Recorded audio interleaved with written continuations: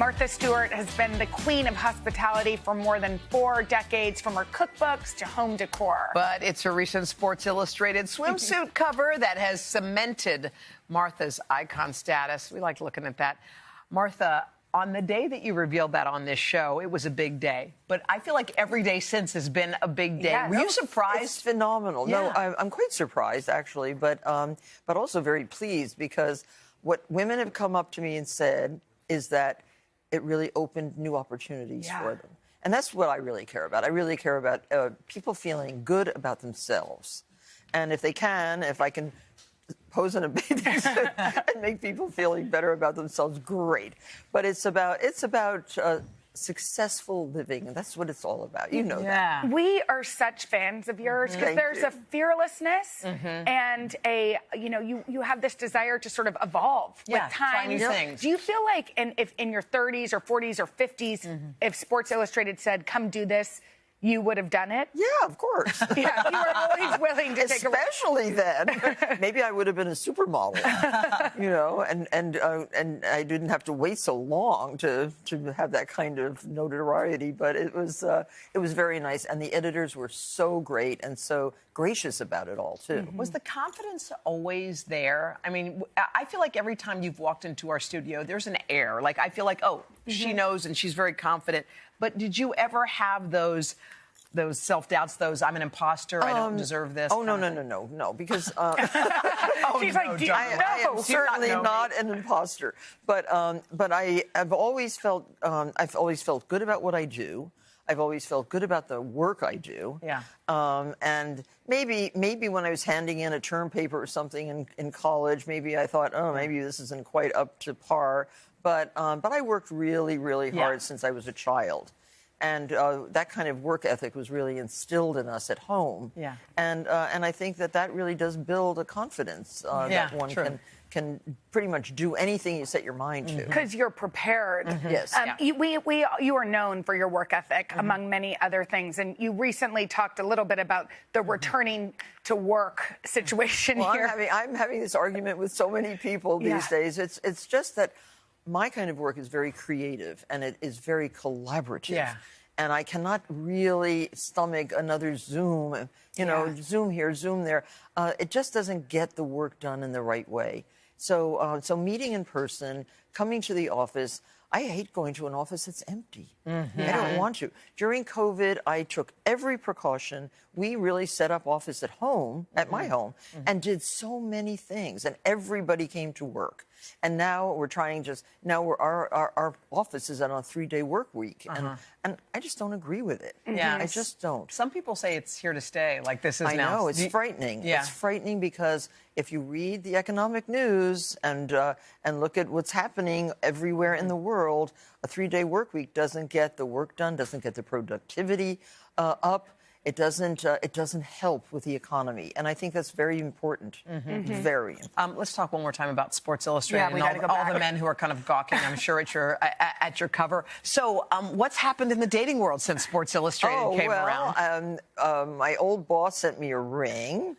Sent you a ring? Wait, no, we got to slow down there. A nice ring, a nail, because one of those things. Oh, Cartier? Well, something like that. Yeah. And he said you nailed it. Oh. And so that's pretty cool. Now, but is that could he be a love interest? Your old boss? Well, he's married. Oh. Forget it. Oh, I guess not. Forget it. But that doesn't stop him, but it stops me. I've had a few little approaches. And any dates that are worth speaking about? No, I don't talk about that. No, I just don't. I refuse, even on the Today Show. Even on the Today Show. Isn't it kind of fun though? At this, like, I mean, I did go out to dinner, and the man was a little touchy-feely. Wow. Now, what do you do? Oh, that was nice. Yeah. Oh, you like it? Yeah, sure. Yeah. Why not? Of course. Of course.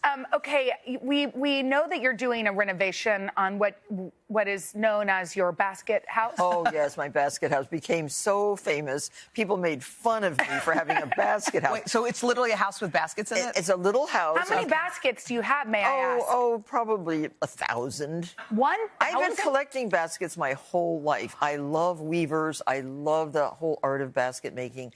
And it's it's a charming little house, and I used to have them all hanging on the beams in the ceiling, but I don't have beams on my ceiling, so I had to find a place for my baskets. What's a place? What would you use a basket for in your home? Give me a few quick examples. Serving hors d'oeuvres. Okay. Serving iced coffees to the people that are mowing the lawn, or whatever. Cutting flowers, probably. Cutting flowers. Yeah. Oh, I have a special basket just for cut flowers. Just for cut flowers. Can we come to your house? Anytime. Oh.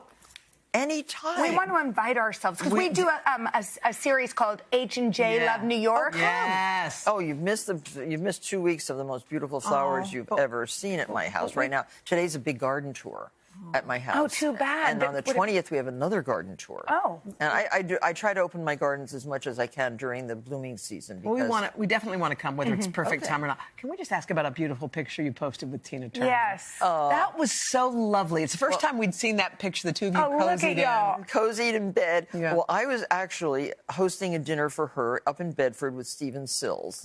And Stephen and I were trying to get her to get up and get dressed so that she would be ready for the guests that were arriving. We had about 100 guests coming. Yeah. And she was so comfy lying in bed. She was so happy. So I crawled into bed and tried to persuade her. She, the most lovely, lovely, talented person you could ever hope for. And there she is. That was 2 years ago. And 2 years ago. Yeah, just 2 years ago. And she's a beauty of the highest order.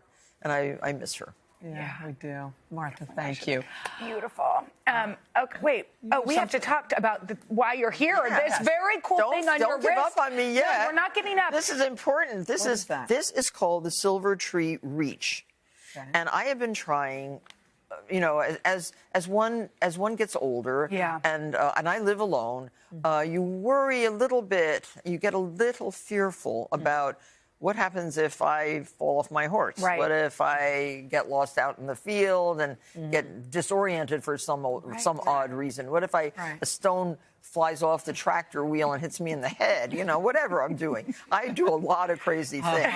So I looked at a lot of different kinds of alert systems. Yeah. This is the best thing I have ever found. Okay. And it is affordable. It is a bracelet that you wear. Yeah, it looks good. It connects you. It connects you to a 24/7 call center, but also to as many people as you want to be notified of a fall or something like that. It's very affordable, $145 to buy it and $25 a month to run it.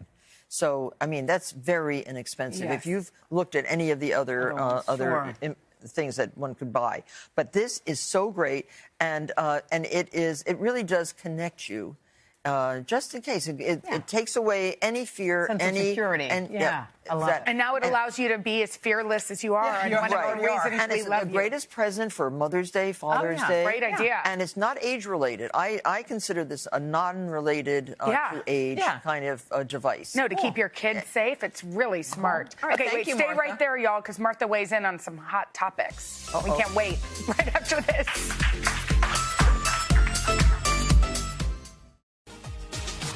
We're back with Martha Stewart, and since we've all relied on Martha to lay down the law on everything from dinner parties to DIY design, we decided to give her a long overdue courtroom show. It's a game we're calling All Rise with Judge Martha. Okay, we are going to, first of all, you should have this show. Yes. We are going to give you a hot topic. Judge Judy would not like that. Yes, exactly. And then you are going to give your official ruling with an explanation and then hit your gavel when it's done. Okay.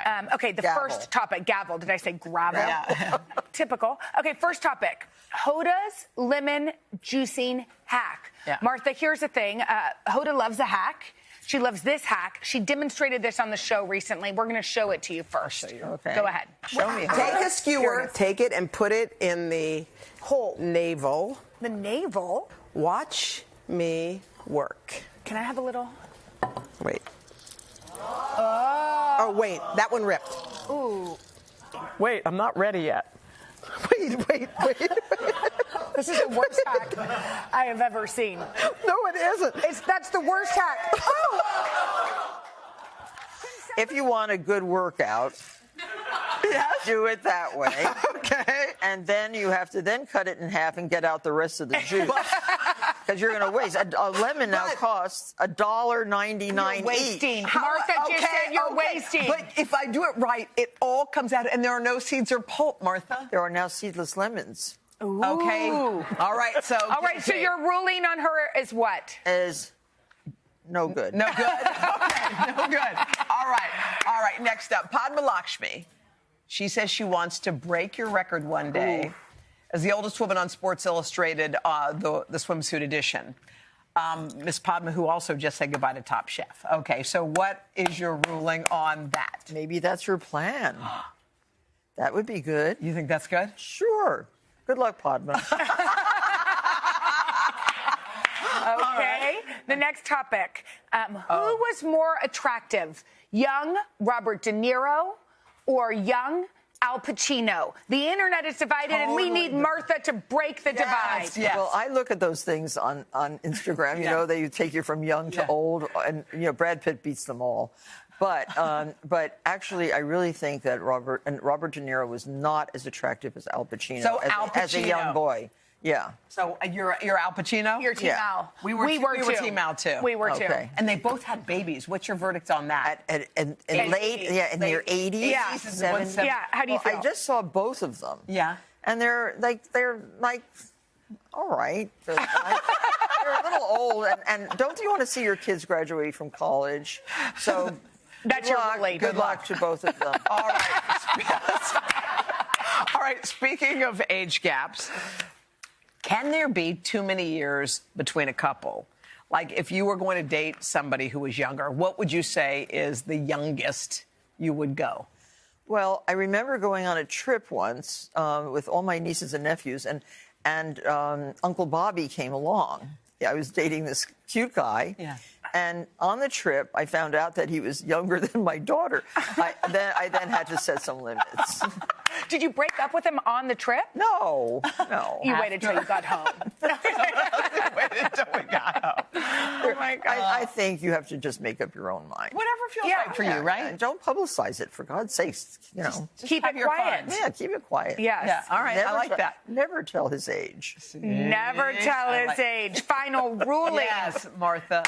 Martha, we adore you. Thank you so much for coming. We can't wait till we're coming over. I know. Thank you for having us. Come soon. It's a date. We can recreate that Tina Turner picture and bag with you. Yes. Oh, well, then they might think we're a little weird. That's okay. We don't care what they think. You're TV host. I think you have to watch out. All right. We love you, Martha.